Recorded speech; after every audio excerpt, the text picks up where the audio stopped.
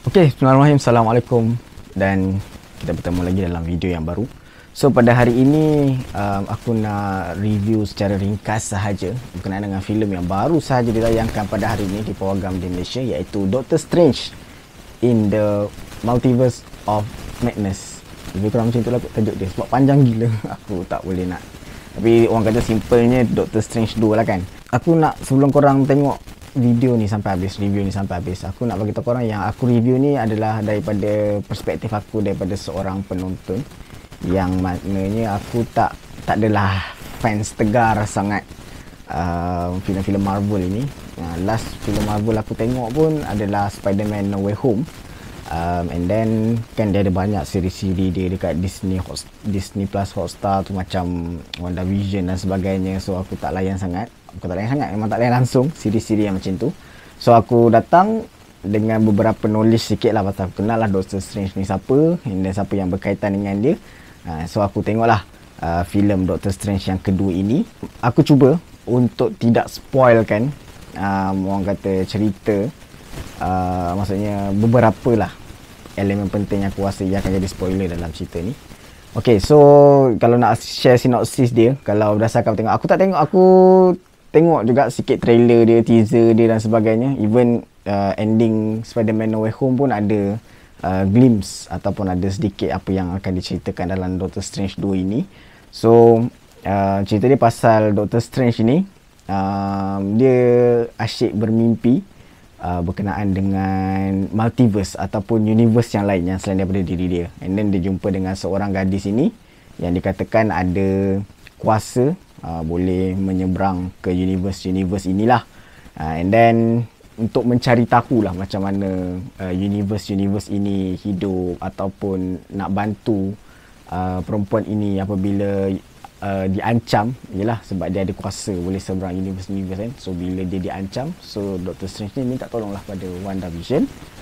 And then lebih kurang begitulah pengembaraan Doctor Strange, WandaVision, budak tu, and then yang berkaitan dengan Doctor Strange itu dalam mereka menempuhi orang kata multiverse yang explore itu. Apa yang aku suka tentang cerita ni adalah dia punya story dia memang sangat berbeza dengan filem-filem Marvel sebelum ni.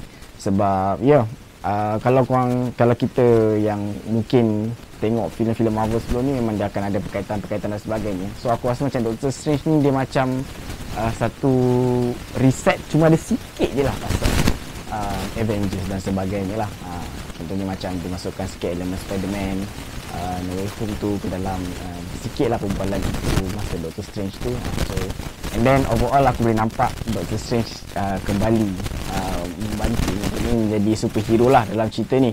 Sebab kalau tak, dia asyik dia macam jadi pembantu je kan, asyik buat casting magic dan sebagainya. So ni memang filem ni memang all out untuk dia saja, pengembaraan ni untuk dia saja, untuk diteroka berkenaan dengan apa yang dia boleh bantu untuk menyelamatkan dirinya dan menyelamatkan dunia daripada ancaman multiverse ni. So itu yang aku suka lah.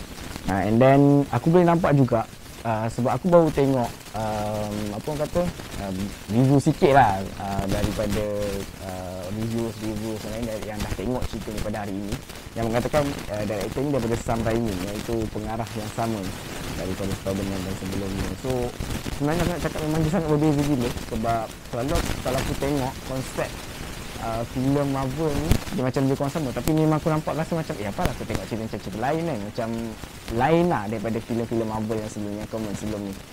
So memang sangat berbeza. And then bagi aku lah, sebab aku tak tahu sangat, sebab yelah macam korang tahu Spider-Man No Way Home dia ada cameo dia lah kan, maksudnya cameo yang macam orang tak expect dan sebagainya. So sama juga dalam cerita Doctor Strange 2 ni, dia ada cameo dia, cuma bagi aku, sebab aku tak fan sangat pada komik-komik Marvel dan sebagainya.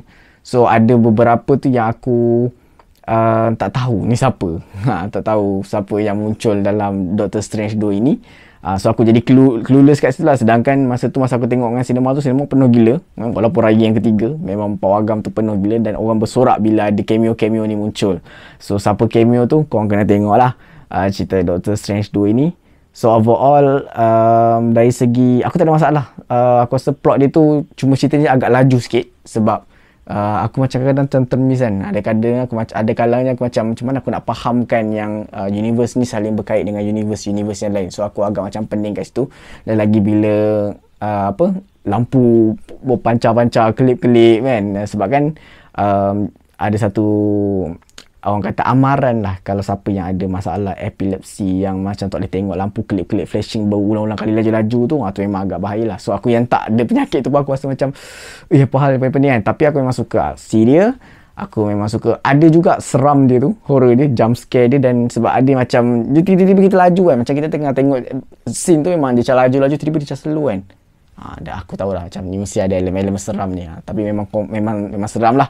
Memang aku rasa memang aku terkejut gila lah. Aku macam dah lah aku tengok Dolby Atmos punya Doctor Strange. So memang dia punya vibe dia memang lain lah.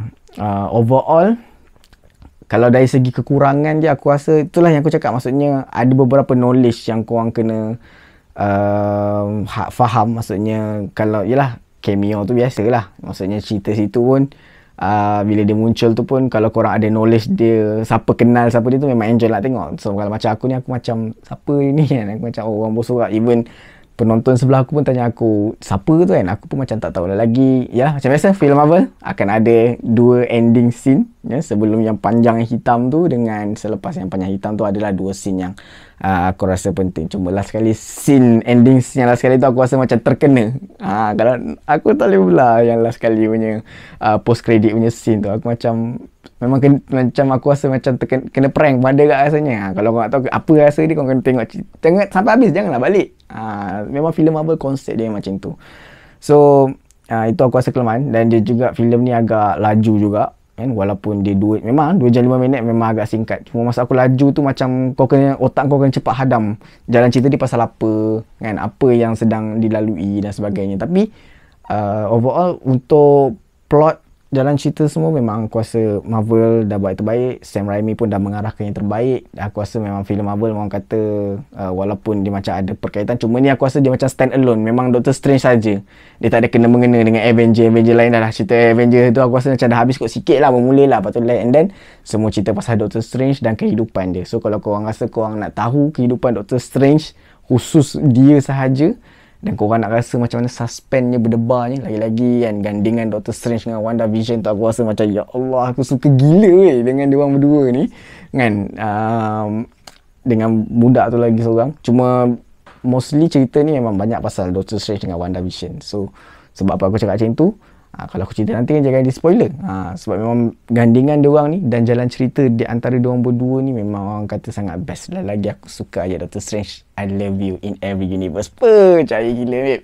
Sebab dia ada elemen-elemen romantik kat situ kan. Macam okay. Tapi overall memang aku terhibur. Walaupun aku blur, tapi aku terhibur tengok cerita Doctor Strange ni. Aku tak mengantuk, aku fokus sebab aku memang nak faham gila cerita ni pasal apa.